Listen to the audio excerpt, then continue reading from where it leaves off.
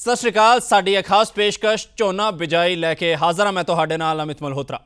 साडे इस खास प्रोग्राम च अज असीं गल करांगे किसानां नूं झोने दी खेती दौरान आउण वालीआं मुश्किलां दा हल कड्ढण दी अते नाल ही दवांगे झोने दी फसल नूं लैके किसान वीरां वल्लों कीते गए सवालां दे जवाब भी।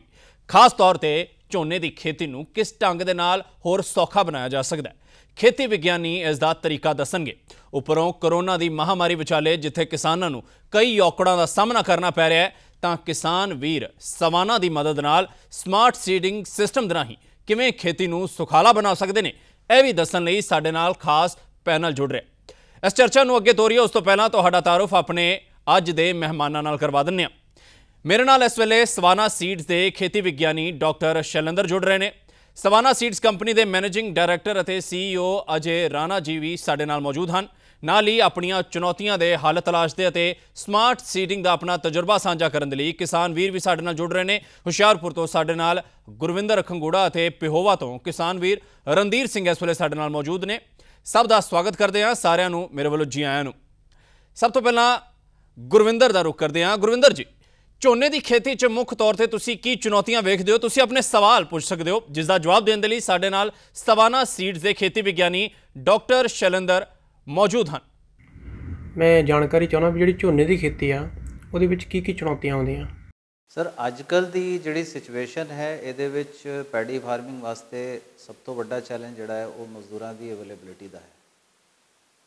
अपने कोविड-19 करके जिहड़ी लॉकडाउन की सिचुएशन बनी हुई है, इस करके मजदूर जिहड़े पंजाब तो बाहर चले गए हैं वो टाइम सिर वापस आ सकणगे कि नहीं, रोपाई वास्ते उन्हां दी जिहड़ी लोड पेगी वो अवेलेबल होणगे कि नहीं, एक बड़ा चैलेंज है। इस तो अलावा झोने की फसल दे विच सानू एक होर जिहड़ी चैलेंज कई साल तो आ रही है वो पानी का घटदा जल स्तर है। तो अपने पंजाब के ज़्यादातर जिले जिहड़े हैगे वो रैड जोन दे विच आ गए ने। बढ़ती हुई मशीन के खर्चे, बढ़ते हुए कद्दूकरण के वास्ते जो ट्रैक्टर की टुट भज हैगी है, तो बढ़ते डीजल के कॉस्ट, ये भी इस तो अलावा बाकी कुछ खास चैलेंजेस ने जोड़े झोने के फार्मर अजकल इनू फेस करनगे या कर रहे हैं। इस तो अलावा मेरा अगला सवाल यह है भी जो झोने की आपां खेती करते हैं उसदी जिहड़ियां चुनौतियां आउंदियां उहदे समाधान आपां नूं की अपनाउणे चाहीदे ने? सवाना सीड्स पिछले तकरीबन 10 साल तो पंजाब ते हरियाणा दे विच वक्-वक् अनुसंधान कर रही है। तो ये जिहड़ी खास एक असी सिस्टम नूं डेवलप किया हैगा जिन्हों असी स्मार्ट सीडिंग सिस्टम का नाम दिता है। स्मार्ट सीडिंग सिस्टम एक इहो जिहा सिस्टम असी डेवलप किया है जिहड़ा कि सीधी बिजाई दे विच सवा स्मार्ट धान की वरतों की जाती है। तो स्मार्ट सीडिंग सिस्टम के विच जमींदार नूं ना तो नर्सरी पाउण की लोड़ है, ना उन्होंने कद्दू करके रोपाई वास्ते मजदूरों की लोड़ है, ना ही उन्होंने होर भी खर्चे जिहड़े हैगे हैं वो ज़्यादा करने पैंदे हैं। इस सिस्टम के विच जमींदार ने सीधी बिजाई करनी है, जे नॉर्मल हैप्पी सीडर ड्रिल या जीरो टिल ड्रिल के नाल बिजाई हो जाती है। तो उस तो बाद नदीन का कंट्रोल करना है, तो फसल की नॉर्मल जिहड़ी देख रेख है वो करनी है। तो इस तरीके नाल स्मार्ट सीडिंग सिस्टम का इस्तेमाल करके जमींदार अजकल जिहड़ी समस्या हैगी उन्हां दा एक वधिया समाधान उहदे कोल है। और इस तो अलावा इस स्मार्ट सीडिंग सिस्टम दे विच एक खास गल यह है कि ये पानी की भी तकरीबन 30% की बचत है, जोड़ा कि साढ़े काफ़ी सारे खेतीबाड़ी के अनुसंधान तो खेतीबाड़ी यूनिवर्सिटियां ने बहुत सारी रिसर्च की है।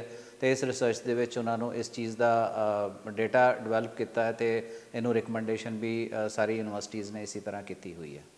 DSR टैक्नोलॉजी दे विच जिहड़े तुहाडे अनुभव आ वो साडे नाल साझे कीते जाण, ते जो DSR टैक्नोलॉजी दे विच सीड यूज़ होंदे आ उहदे बारे भी सानूं जानकारी दी जाए। देखो जी, DSR यानी कि सीधी बिजाई नूं ही जिवें मैं दस्सिया ये अपनी जिहड़ी स्मार्ट सीडिंग सिस्टम है ये सीधी बिजाई का सिस्टम है। ये जदों बीज की सिलेक्शन की गल होंदी है तो ये सब तो वड्डी गल ये है कि जमींदार नूं अपनी ज़रूरत के मुताबिक बीज का चुनाव करना चाहिए है। जे तो कोई अपना जमींदार है जिन्हें कोई फसल छेती वाली फसल लाउणी है, जिस तरह आलू मटर या सब्जियां लाउणी है, तो वो वास्ते उन्होंने तकरीबन 120-25 दिन की म्याद की या उस तो भी घट म्याद वाली वैरायटी की वरतों करनी चाहिए है। ਦੂਜੀ ਗੱਲ ਇਹ ਹੈ ਕਿ ਇਹਦੇ ਵਿੱਚ ਬੀਜ ਦਾ ਦੂਜਾ ਇੱਕ ਖਾਸ ਗੱਲ ਹੈ ਕਿ ਆਪਾਂ ਨੂੰ ਇਸ ਤਰ੍ਹਾਂ ਦਾ ਬੀਜ ਚੁਣਨਾ ਚਾਹੀਦਾ ਹੈ ਜਿਹੜੇ ਬੀਜ ਨੂੰ ਜ਼ਿਆਦਾ ਸੰਘਣੇ ਬੀਜ ਲਾਉਣ ਤੋਂ ਬਾਅਦ ਵੀ ਆਪਸ ਦੇ ਵਿੱਚ ਕੰਪੀਟੀਸ਼ਨ ਨਾ ਹੋਵੇ। ਸਵਾ ਸਮਾਰਟ ਧਾਨ ਜਿਹੜਾ ਹੈਗਾ ਇਹ ਬਿਲਕੁਲ ਸਿੱਧੇ ਖੜੇ ਛੋਟੇ ਕੱਦ ਦੇ ਪੌਦੇ ਹੁੰਦੇ ਹੈ ਜਿਹੜੇ 1 ਸਕੁਆਇਰ ਮੀਟਰ ਦੇ ਵਿੱਚ ਅਸੀਂ ਰੋਪਾਈ ਦੇ ਵਿੱਚ ਵੀ ਤਕਰੀਬਨ 44 ਪਲਾਂਟ ਲਾਉਣ ਦੀ ਰਿਕਮੈਂਡੇਸ਼ਨ ਕਰਦੇ ਹਾਂ। ਅਤੇ ਇਸ ਤੋਂ ਇਲਾਵਾ ਜੇ DSR ਜਾਂ ਸਿੱਧੀ ਬਿਜਾਈ ਦੇ ਵਿੱਚ ਜਦੋਂ ਇਹਦੀ ਵਰਤੋਂ ਕੀਤੀ ਜਾਂਦੀ ਹੈ ਅਤੇ ਇਹਨਾਂ ਦਾ ਆਪਸ ਵਿੱਚ ਕੋਈ ਕੰਪੀਟੀਸ਼ਨ ਨਾ ਹੋਣ ਕਰਕੇ ਇਹ ਆਪਣੀ ਪੂਰੀ ਪੈਦਾਵਾਰ ਦੇਣ ਦੇ ਵਿੱਚ ਸક્ષਮ ਨੇ। ਅਤੇ ਸਾਡੀ ਰਿਕਮੈਂਡੇਸ਼ਨ ਇਹ ਹੈ ਕਿ ਇਸ ਤਰ੍ਹਾਂ ਦੇ ਛੋਟੀ ਡਿਊਰੇਸ਼ਨ ਵਾਲੇ ਅਤੇ ਸਿੱਧੇ ਖੜੇ ਛੋਟੇ ਕੱਦ ਦੇ ਪੌਦੇ ਜਿਹੜੇ ਕਿ ਸਵਾ ਸਮਾਰਟ ਰਾਈਸ 127 ਅਤੇ ਸਵਾ ਸਮਾਰਟ ਰਾਈਸ 134 ਦੇ ਵਿੱਚ ਹੈ, ਇਹਨਾਂ ਦੀ ਵਰਤੋਂ ਅਸੀਂ ਰਿਕਮੈਂਡ ਕਰਦੇ ਹਾਂ। ਬਿਲਕੁਲ, ਤਾਂ ਉਮੀਦ ਹੈ ਗੁਰਿੰਦਰ ਤੁਹਾਨੂੰ ਡਾਕਟਰ ਸਾਹਿਬ ਦੀਆਂ ਦੱਸੀਆਂ ਗੱਲਾਂ ਦੇ ਨਾਲ ਮਦਦ ਮਿਲੇਗੀ। ਡਾਕਟਰ ਸਾਹਿਬ, ਕੁਝ ਹੋਰ ਸਵਾਲ ਨੇ ਜਿਨ੍ਹਾਂ ਦੇ ਜਵਾਬ ਅਸੀਂ ਤੁਹਾਡੇ ਰਾਹੀਂ ਜਾਣਨਾ ਚਾਹਾਂਗੇ। ਡਾਕਟਰ ਸ਼ੈਲੇਂਦਰ, ਕਿਸਾਨਾਂ ਲਈ, ਜ਼ਿਮੀਂਦਾਰਾਂ ਦੇ ਲਈ ਝੋਨੇ ਦੀ ਖੇਤੀ ਨੂੰ ਸੌਖਾ ਬਣਾਉਣ ਦੇ ਲਈ ਸਵਾਨਾ ਦੇ ਕੋਲ ਕੀ ਹੱਲ ਹੈ? ਪੰਜਾਬ ਪੈਡੀ ਫਾਰਮਰਸ ਦੀ ਜਿਹੜੀ ਪ੍ਰੋਬਲਮ ਦੀ ਆਪਾਂ ਗੱਲ ਕੀਤੀ ਸੀ ਸ਼ੁਰੂ ਦੇ ਵਿੱਚ ਵੀ ਕਿ ਇੱਕ ਤਾਂ ਲੇਬਰ ਦੀ ਅਵੇਲੇਬਿਲਿਟੀ ਦੀ ਪ੍ਰੋਬਲਮ ਹੈ, ਘਟਦੇ ਜਲ ਸਤਰ ਦੀ ਸਮੱਸਿਆ ਹੈ। ਇਸ ਤੋਂ ਇਲਾਵਾ ਝਾੜ ਵੀ ਪਿਛਲੇ ਕਈ ਸਾਲ ਤੋਂ ਤਕਰੀਬਨ ਬਗੈਰ ਵਧੇ ਉਨਾ ਹੀ ਇੱਕ ਹੈ। ਇਹਦੇ ਵਿੱਚ ਨਵੇਂ ਜਿਹੜੇ ਬੀਜ ਅਸੀਂ ਸਵਾ ਸਮਾਰਟ ਧਾਨ ਦੇ ਲੈ ਕੇ ਆਏ ਹਾਂ 127 ਅਤੇ 134 ਅਤੇ ਇਹਨਾਂ ਦੇ ਨਾਲ ਜੇ ਅਸੀਂ ਸਿੱਧੀ ਬਿਜਾਈ ਯਾਨੀ ਕਿ ਸਮਾਰਟ ਸੀਡਿੰਗ ਸਿਸਟਮ ਦਾ ਵੀ ਇਸਤੇਮਾਲ ਨਾਲ ਦੇ ਨਾਲ ਕਰੀਏ ਤਾਂ ਜ਼ਮੀਂਦਾਰ ਨਾ ਸਿਰਫ ਖਰਚੇ ਬਚਾ ਸਕਦਾ ਹੈ ਬਲਕਿ ਉਹਨੂੰ ਝਾੜ ਵੀ ਵਧੀਆ ਮਿਲੇਗਾ, ਕਿਉਂਕਿ ਇਹ ਸਮਾਰਟ ਰਾਈਸ ਹੈ। ਸਮਾਰਟ ਰਾਈਸ ਦੇ ਵਿੱਚ ਘੱਟ ਖਰਚੇ ਦੇ ਵਿੱਚ, ਘੱਟ ਲਾਗਤ ਦੇ ਵਿੱਚ ਇਹਦੀ ਜ਼ਿਆਦਾ ਪੈਦਾਵਾਰ ਦੀ ਕੈਪੈਸਿਟੀ ਹੈ। ਅਤੇ ਇਸ ਤਰੀਕੇ ਨਾਲ ਆਪਾਂ ਪੰਜਾਬ ਦੇ ਸਭੀ ਜ਼ਿਮੀਂਦਾਰਾਂ ਨੂੰ ਇਹ ਰਿਕਮੈਂਡ ਕਰਦੇ ਹਾਂ ਕਿ ਸਮਾਰਟ ਸੀਡਿੰਗ ਸਿਸਟਮ ਦਾ ਇਸਤੇਮਾਲ ਕਰਨ, ਸਮਾਰਟ ਰਾਈਸ ਦਾ ਇਸਤੇਮਾਲ ਕਰਨ ਅਤੇ ਸਮਾਰਟ ਕਿਸਾਨ ਬਣਾਉਣ। ਜੀ ਨਾਲੇ ਸ਼ੈਲੇਂਦਰ ਜੀ, ਝੋਨੇ ਦੀ ਖੇਤੀ ਲਈ ਸਮਾਰਟ ਸੀਡਿੰਗ ਸਿਸਟਮ ਕਿਵੇਂ ਮਦਦਗਾਰ ਸਾਬਤ ਹੋ ਸਕਦਾ ਹੈ ਅਤੇ ਇਸ ਦਾ ਸਹੀ ਢੰਗ ਕੀ ਹੈ, ਇਹ ਵੀ ਜਾਣਨਾ ਚਾਹਾਂਗੇ ਅਸੀਂ। ਸਮਾਰਟ ਸੀਡਿੰਗ ਸਿਸਟਮ ਦੇ ਵਿੱਚ ਜਿਹੜੀ ਸਭ ਤੋਂ ਪਹਿਲੀ ਗੱਲ ਹੈਗੀ ਹੈ ਕਿ ਆਪਾਂ ਜਦੋਂ ਵੀ ਬਿਜਾਈ ਕਰਨੀ ਹੈ, ਇੱਕ ਤਾਂ ਬਿਜਾਈ ਦੇ ਟਾਈਮ ਦਾ ਸਭ ਤੋਂ ਪਹਿਲਾਂ ਸਿਲੈਕਸ਼ਨ। ਆਪਾਂ ਪਨੀਰੀ ਜਦੋਂ ਵੀ ਲਾਉਂਦੇ ਹਾਂ, ਪਨੀਰੀ ਲਾਉਣ ਤੋਂ ਬਾਅਦ ਤਕਰੀਬਨ 20 ਤੋਂ 25 ਦਿਨ ਜਾਂ ਤਕਰੀਬਨ 30 ਦਿਨਾਂ ਤੋਂ ਬਾਅਦ ਉਹਦੀ ਰੋਪਾਈ ਕਰਦੇ ਹਾਂ। ਜਦੋਂ ਆਪਾਂ ਸਿੱਧੀ ਬਿਜਾਈ ਕਰਦੇ ਹਾਂ ਜਾਂ ਸਮਾਰਟ ਸੀਡਿੰਗ ਸਿਸਟਮ ਦੇ ਵਿੱਚ ਉਸੇ ਵੈਰਾਈਟੀ ਨੂੰ ਇਸਤੇਮਾਲ ਕਰਦੇ ਹਾਂ ਤਾਂ ਉਹ ਤਕਰੀਬਨ 7 ਤੋਂ 10 ਦਿਨ ਪਹਿਲਾਂ ਪੱਕ ਜਾਂਦੀ ਹੈ। ਇਸ ਕਰਕੇ ਆਪਾਂ ਨੂੰ ਪਨੀਰੀ ਦੇ ਜਿਸ ਟਾਈਮ ਪਨੀਰੀ ਦੀ ਬਿਜਾਈ ਕਰਦੇ ਹਾਂ ਉਸ ਟਾਈਮ ਦੇ ਮੁਕਾਬਲੇ ਆਪਾਂ 10 ਤੋਂ 12 ਦਿਨ ਲੇਟ ਉਹਦੀ ਬਿਜਾਈ ਕਰ ਸਕਦੇ ਹਾਂ। ਇਹਦੇ ਵਿੱਚ ਜਦੋਂ ਆਪਾਂ ਨੂੰ ਖੇਤ ਦੀ ਤਿਆਰੀ ਕਰਨੀ ਹੈ ਅਤੇ ਪਹਿਲਾਂ ਸਾਡੀ ਰਿਕਮੈਂਡੇਸ਼ਨ ਇਹ ਹੈ ਕਿ ਰੌਣੀ ਕਰਨ ਤੋਂ ਬਾਅਦ ਜਦੋਂ ਖੇਤ ਜਿਹੜਾ ਹੈਗਾ ਆਪਣੀ ਪੈਲੀ ਜਿਹੜੀ 72 'ਤੇ ਆ ਜਾਂਦੀ ਹੈ ਅਤੇ 72 'ਤੇ ਆਉਣ 'ਤੇ ਆਪਾਂ ਇਹਨੂੰ ਉਹਦੀ ਵਾਹੀ ਕਰਕੇ ਅਤੇ ਸੁਹਾਗਾ ਮਾਰ ਕੇ ਖੇਤ ਨੂੰ ਬਰਾਬਰ ਕਰਕੇ ਅਤੇ ਹੈਪੀ ਸੀਡਰ ਜਾਂ ਜ਼ੀਰੋ ਟਿਲ ਡਰਿਲ ਜਾਂ ਮਲਟੀ ਕ੍ਰੌਪ ਡਰਿਲ ਦਾ ਇਸਤੇਮਾਲ ਕਰ ਸਕਦੇ ਹਾਂ। ਉਹਦੇ ਨਾਲ ਇਹਦੀ ਬਿਜਾਈ ਕਰਨੀ ਹੈ। ਬਿਜਾਈ ਕਰਨ ਦੇ ਟਾਈਮ ਇਸ ਚੀਜ਼ ਦਾ ਖਿਆਲ ਰੱਖਣਾ ਹੈ ਕਿ ਆਪਣੇ ਪੈਲੀ ਦੇ ਵਿੱਚ 72 ਦੀ ਕੰਡੀਸ਼ਨ ਹੋਵੇ, ਨਮੀ ਇੰਨੀ ਹੋਣੀ ਚਾਹੀਦੀ ਹੈ ਜਿਹੜੀ ਬੀਜ ਨੂੰ ਜੰਮਣ ਵਾਸਤੇ ਜਿੰਨੀ ਲੋੜ ਹੁੰਦੀ ਹੈ। ਇੱਕ ਵਾਰੀ ਇਹਨੂੰ 72 'ਤੇ ਬਿਜਾਈ ਕਰਨ ਤੋਂ ਬਾਅਦ ਫਿਰ ਕਿਸੇ ਇੱਕ ਪ੍ਰੀ ਇਮਰਜੈਂਸ ਨਦੀਨ ਨਾਸ਼ਕ ਦਾ ਇਸਤੇਮਾਲ ਕਰਨਾ ਚਾਹੀਦਾ ਜਿਹੜਾ ਕਿ ਸ਼ੁਰੂ ਦੇ ਜਦੋਂ ਪੈਡੀ ਦੀ ਜਰਮੀਨੇਸ਼ਨ ਹੁੰਦੀ ਹੈ ਉਸ ਜਰਮੀਨੇਸ਼ਨ ਦੇ ਨਾਲ ਜਮਾਵ ਦੇ ਨਾਲ ਜਿਹੜੇ ਨਦੀਨ ਆਉਂਦੇ ਉਹਨਾਂ ਤੋਂ ਬਚਾਇਆ ਜਾ ਸਕੇ ਫਸਲ ਨੂੰ। ਉਸ ਤੋਂ ਬਾਅਦ ਤਕਰੀਬਨ 15 ਦਿਨ ਤੱਕ ਉਸ ਫਸਲ ਨੂੰ ਆਪਾਂ ਖੜਾ ਹੋਣ ਦਈਏ ਅਤੇ ਉਸ ਤੋਂ ਬਾਅਦ ਉਹਦੇ ਵਿੱਚ ਪਾਣੀ ਦੀ ਵਰਤੋਂ, ਪਾਣੀ ਯਾਨੀ ਕਿ ਸਿੰਚਾਈ ਕਰਨੀ ਚਾਹੀਦੀ ਹੈ। ਇਹਦੇ ਵਿੱਚ ਇੱਕ ਹੋਰ ਖਾਸ ਗੱਲ ਇਹ ਹੈ ਕਿ ਝੋਨੇ ਦੀ ਫਸਲ ਨੂੰ ਵੈਸੇ ਤਾਂ ਆਪਾਂ ਕਹਿੰਦੇ ਹਾਂ ਕਿ ਪਾਣੀ ਦੀ ਜ਼ਿਆਦਾ ਲੋੜ ਹੁੰਦੀ ਹੈ, ਲੇਕਿਨ ਸਾਡਾ ਤਜਰਬਾ ਇਹ ਕਹਿੰਦਾ ਹੈ ਕਿ ਝੋਨੇ ਦੀ ਫਸਲ ਦੇ ਵਿੱਚ ਕੁਝ ਖਾਸ ਸਪੈਸ਼ਲ ਟਾਈਮਿੰਗ ਹੁੰਦੀ ਹੈ ਜਿਹਦੇ ਵਿੱਚ ਪਾਣੀ ਦੀ ਲੋੜ ਹੁੰਦੀ ਹੈ। ਪਹਿਲਾਂ ਤਾਂ ਜੰਮਣ ਦੇ ਟਾਈਮ 'ਤੇ ਨਮੀ ਦੀ ਲੋੜ ਹੈ। ਇਸ ਤੋਂ ਇਲਾਵਾ ਜਦੋਂ ਕੱਲੇ ਫੂਟਦੇ ਹੈ, ਟਿਲਰਿੰਗ ਦੀ ਸਟੇਜ ਜਿਹਨੂੰ ਕਹਿੰਦੇ ਆਪਾਂ, ਉਸ ਟਾਈਮ 'ਤੇ ਪਾਣੀ ਦੀ ਲੋੜ ਹੁੰਦੀ ਹੈ। ਉਸ ਤੋਂ ਬਾਅਦ ਜਦੋਂ ਫੂਲ ਆਉਂਦਾ ਹੈ, ਫੂਲ ਆਉਣ ਤੋਂ ਪਹਿਲਾਂ ਉਸ ਟਾਈਮ ਗਾਬੇ 'ਤੇ ਜਦੋਂ ਹੁੰਦੀ ਹੈ ਉਸ ਟਾਈਮ 'ਤੇ ਪਾਣੀ ਦੀ ਲੋੜ ਹੈ ਅਤੇ ਬੀਜ ਜਦੋਂ ਬਣ ਰਿਹਾ ਹੁੰਦਾ ਉਸ ਟਾਈਮ ਪਾਣੀ ਦੀ ਲੋੜ ਹੈ। ਇਸ ਤੋਂ ਇਲਾਵਾ ਝੋਨੇ ਦੇ ਵਿੱਚ ਪਾਣੀ ਭਰ ਕੇ ਰੱਖਣ ਦੀ ਕੋਈ ਲੋੜ ਨਹੀਂ ਹੈ ਅਤੇ ਚਾਹੇ ਸਿੱਧੀ ਬਿਜਾਈ ਹੋਵੇ ਜਾਂ ਰੋਪਾਈ ਕੀਤੀ ਜਾਵੇ।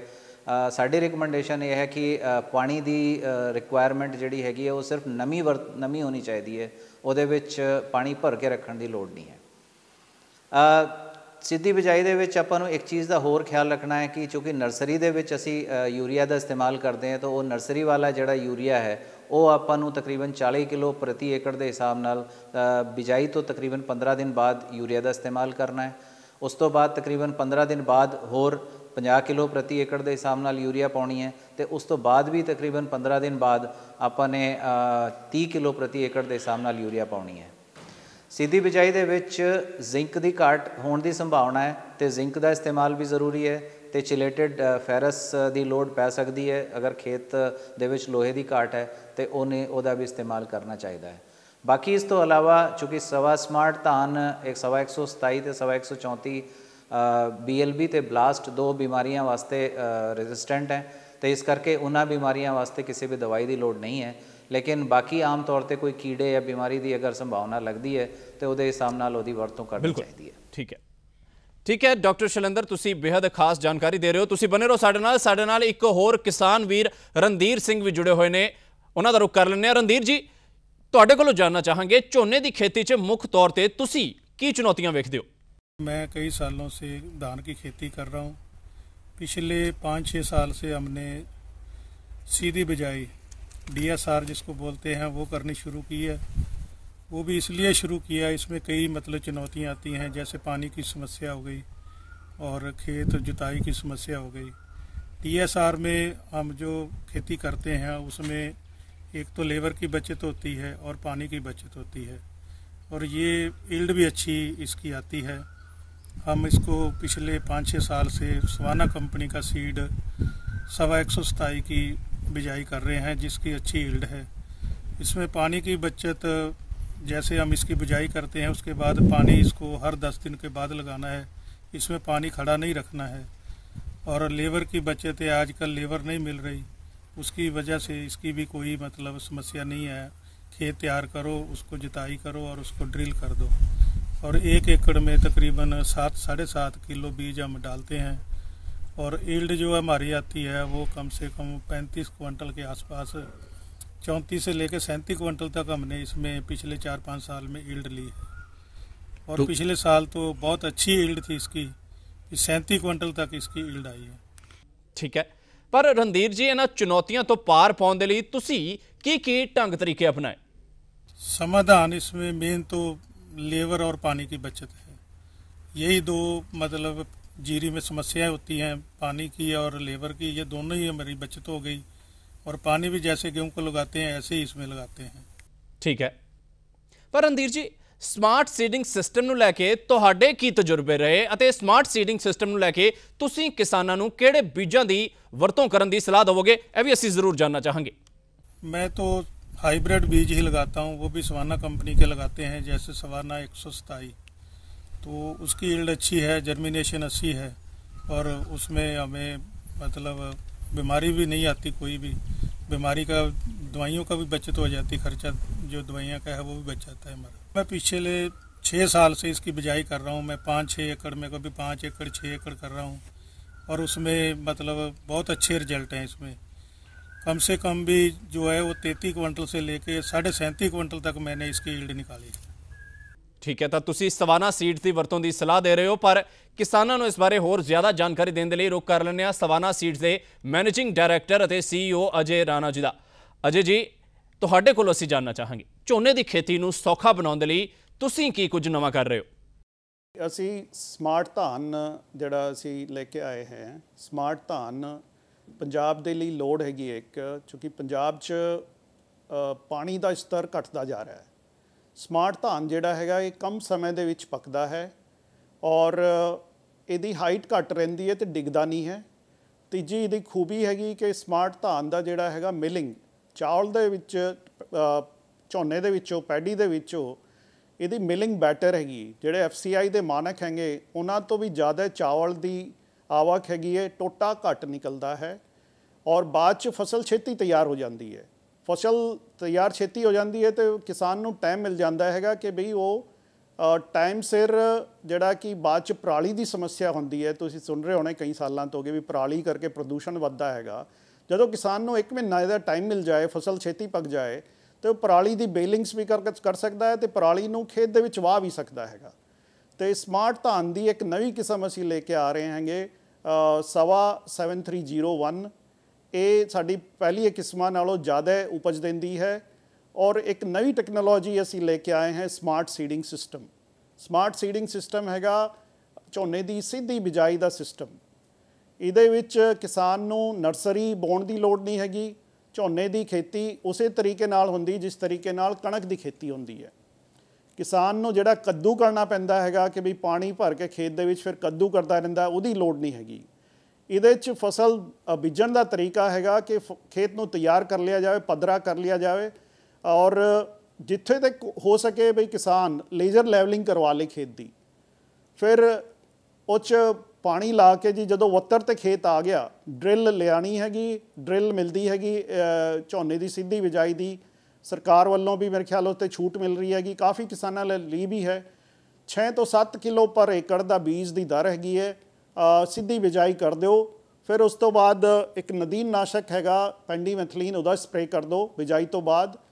ਔਰ ਜਦੋਂ ਝੋਨਾ ਜੰਮ ਆਉਣਾ ਹੈਗਾ ਕਰੀਬ 8-10 ਦਿਨਾਂ ਬਾਅਦ, ਫਿਰ ਉਸ ਤੋਂ ਬਾਅਦ ਤੁਸੀਂ ਕਰੀਬ 15 ਤੋਂ 20 ਦਿਨਾਂ ਬਾਅਦ ਹਲਕਾ ਪਾਣੀ ਲਾਣਾ ਹੈ। ਹਲਕੇ ਪਾਣੀ ਤੋਂ ਬਾਅਦ ਫਿਰ ਹੋਰ ਨਦੀਨ ਨਿਕਲ ਆਏਗਾ।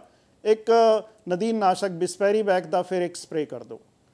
ਫਿਰ ਫਸਲ ਦੀ ਕੈਨੋਪੀ ਬਣ ਜਾਂਦੀ ਹੈ। ਜਦੋਂ ਫਸਲ ਮਹੀਨੇ ਦੀ ਹੋ ਗਈ ਹੈ, ਫਸਲ ਵੱਡੀ ਹੋ ਜਾਂਦੀ ਹੈ, ਫਿਰ ਥੱਲੇ ਨਦੀਨ ਆਉਂਦਾ ਹੀ ਨਹੀਂ ਹੈ। ਇੱਕ ਖਿਆਲ ਰੱਖਣਾ ਹੈ ਕਿ ਵੀ ਪਾਣੀ ਇਹ 'ਚ ਬਹੁਤ ਭਰ ਕੇ ਨਹੀਂ ਰੱਖਣਾ ਹੈਗਾ। ਪਾਣੀ ਖੇਤ ਨੂੰ ਗਿੱਲਾ ਰੱਖਣਾ ਹੈਗਾ। ਖੇਤ ਸੁੱਕੇ ਵੀ ਨਾ ਕਿਤੇ ਖੇਤ ਗਿੱਲਾ ਰਹੇ। ਸਿੱਧੀ ਬਿਜਾਈ ਦੇ ਵਿੱਚ ਕਿਸਾਨ ਵੀਰੋ ਸਮੱਸਿਆ ਆਉਂਦੀ ਹੈ ਨਦੀਨ ਦੀ।